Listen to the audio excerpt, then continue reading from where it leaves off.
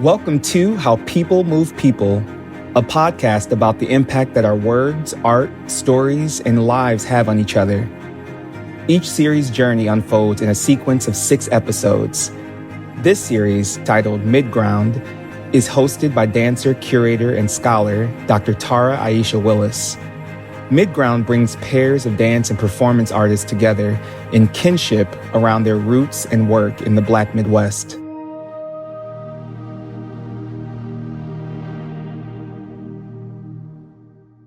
I currently live in Chicago. Many people think of Chicago as the main urban hub of the Midwest portion of the United States. It is the 3rd largest city in the country, running up behind New York and Los Angeles. It's a cultural destination, especially for people from other parts of the Midwest. It's also one of many Midwest cities which have been shaped by industrial change. It has the expansive terrain of the prairies and flat farmland surrounding it, just like many other cities in the Midwest. And it particularly has the presence, the labor, and the creative contributions of Black communities over the last century and a half, especially though not only Black migrants from the South of the U.S. during the Great Migration, which lasted from about the early 1900s through the late 20th century. A cultural result of that changing landscape in that era comes quickly to mind for most people in the form of the Harlem Renaissance, the 1920s, 1930s in New York City. But actually in the Midwest, it was the 50s and 60s when a significantly higher number of Black folks who were born in the South had moved actually more to Midwest states than to East Coast ones. To that influx of migration, we might credit things like the music and dance of Detroit's Motown soul machine, Chicago's legendary jazz scene, which my dad was a member of starting in the 1950s when he moved as a part of the late portion of the Great Migration, house music's rise in the 70s, and a lot more. I, myself, am a first-generation Midwesterner, born and raised in Chicago. My father is from Jackson, Mississippi, and my mother is from Ohio.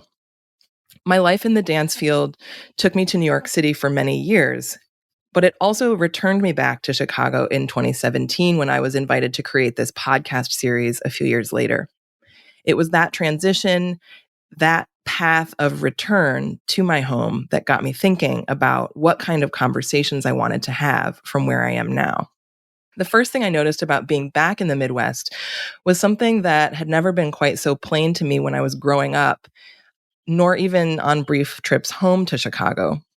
It took being here again, day after day, for an extended period after living for so many years in the cramped, crooked churn of New York City and the winding roads of the East Coast with its tiny states and rolling mountainous terrain.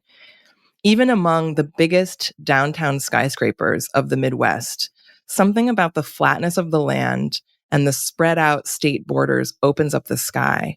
It makes the world bigger around you.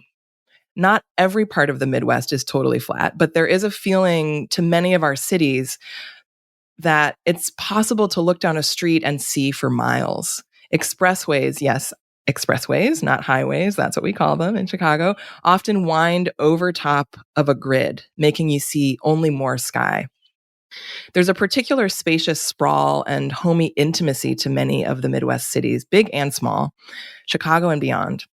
It seems specific to me, spaced out, unlike the dense East Coast, flat and without the West sweeping land formations, decidedly northern but deeply influenced by the South, and in some places like St. Louis or even Cincinnati, where my mom grew up, really blurring into the Central South directly in terms of the culture of those places. The Midwest is a bit of an enigma, and the Black Midwest is even more so. For some examples, internet tests for regional accents, if you've ever done these online, they skew decidedly white. You know, they point out Chicago's flat A's that come from Euro-American immigration from the Northeast. I have them in my voice sometimes, thank you to my high school. But they don't point out the particular Southern inflected drawls of a lot of Black South and West Side Chicagoans, for example. The whiteness of my Chicago accent is strong, but I will never forget realizing that when I was living in New York, people didn't understand what I meant when I said, I'm going to go put that up, instead of, I'm going to go put that away. It's a Southernism that has become a Black Midwesternism. This is not to say it doesn't exist in other places. It migrates. These language things migrate. But that was a really clear moment of recognition for me.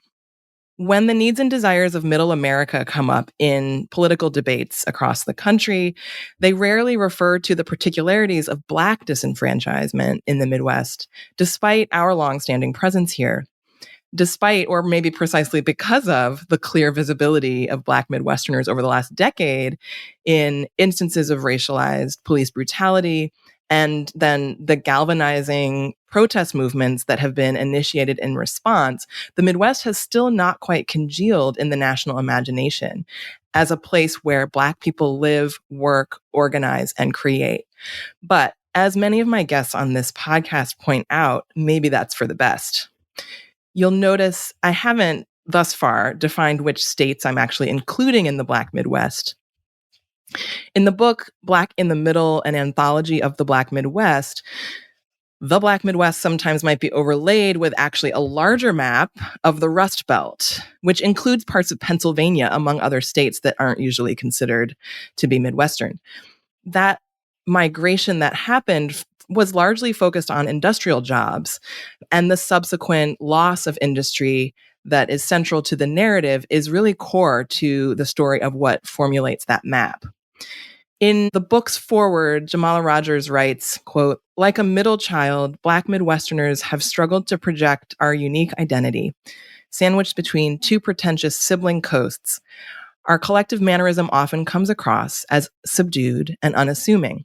The history contradicts that myth on so many levels." Rogers calls this a modest posture, the phrase that I just love.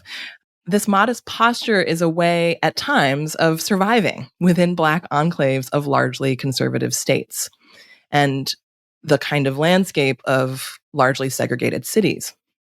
At other times, it's a way of just getting busy, staying focused on our work and minding our own business. It feels very Midwestern to me.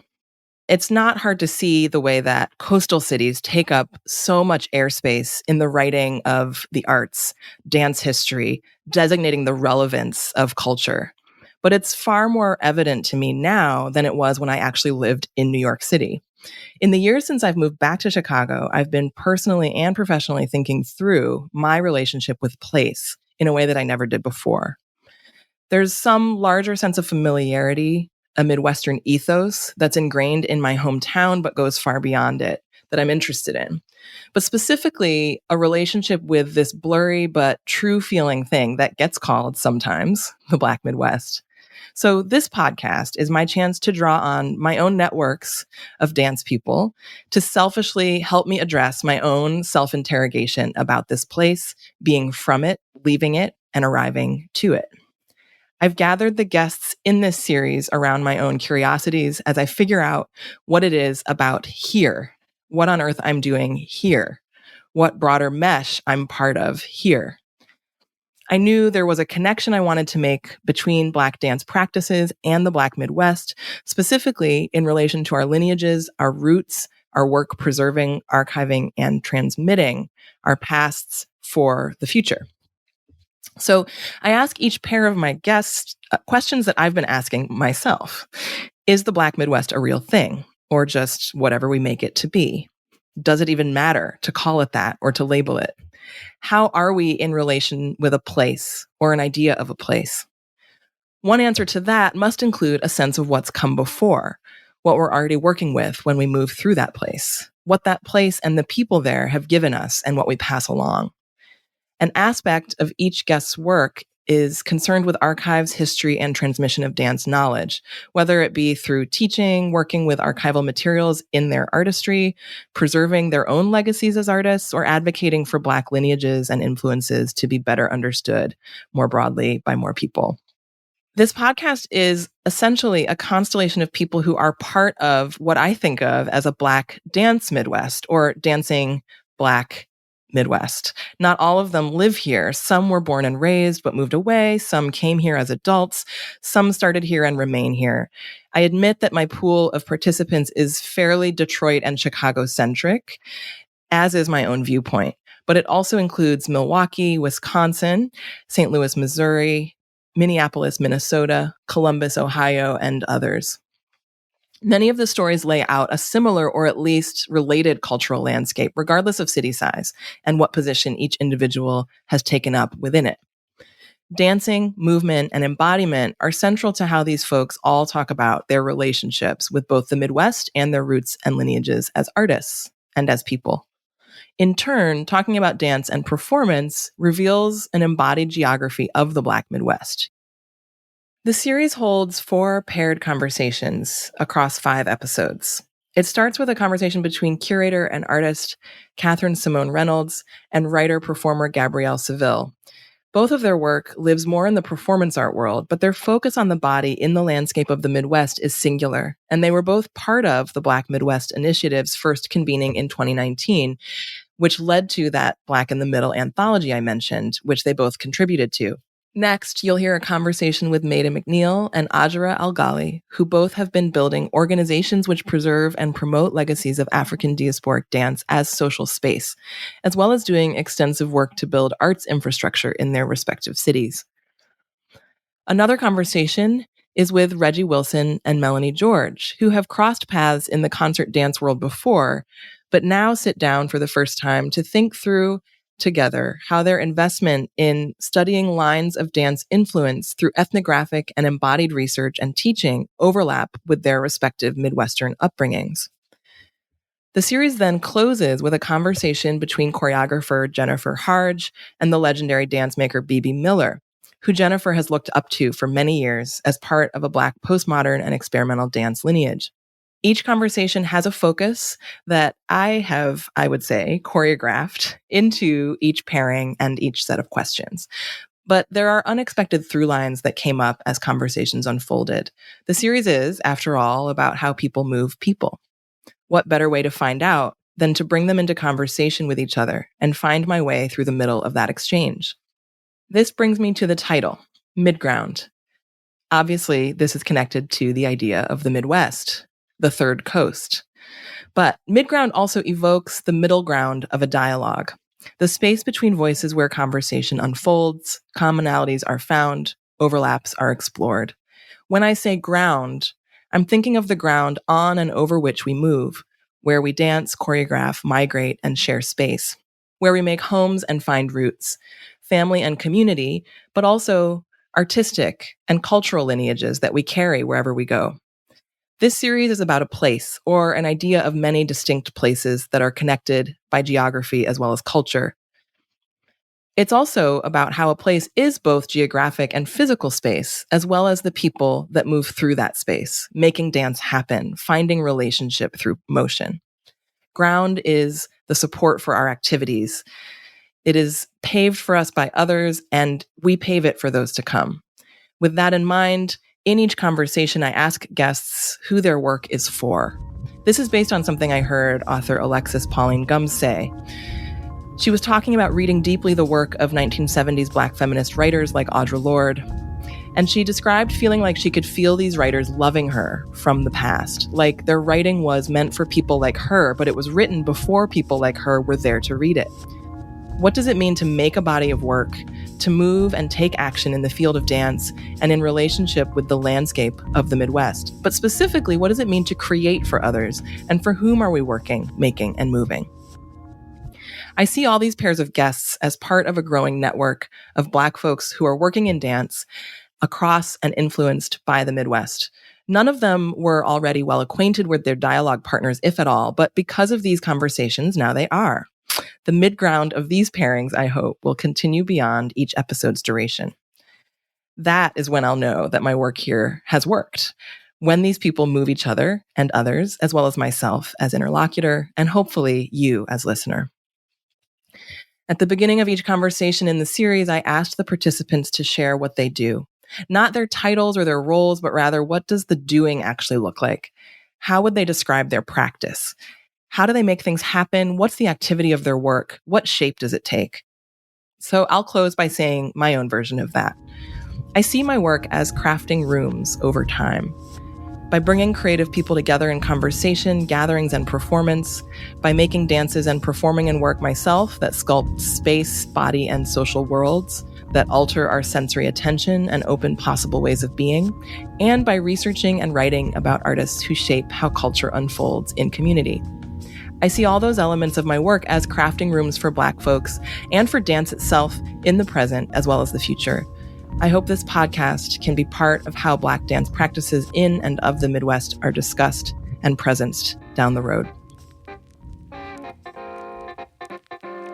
How People Move People is brought to you by the National Center of Choreography at the University of Akron, or NCC Akron. This podcast is produced by Jennifer Edwards. James Sleeman is our editor. Theme music by Ellis Rovin. Sound design by Damon Locks. Transcription by Arushi Singh. Cover art by Micah Krause. I'm DeMarcus Akeem Suggs, Director of Development at Mid-America Arts Alliance, founder and framework culturist at Kubuntu LLC, and an NCC Akron board member. Special thanks to the John S. and James L. Knight Foundation for their continued support of NCC Akron programming like this. To learn more about NCC Akron, please visit us online at nccakron.org and follow us on Instagram or Facebook at NCC Akron. We hope you enjoyed this episode and encourage you to subscribe on your favorite podcast streaming platform by searching for How People Move People.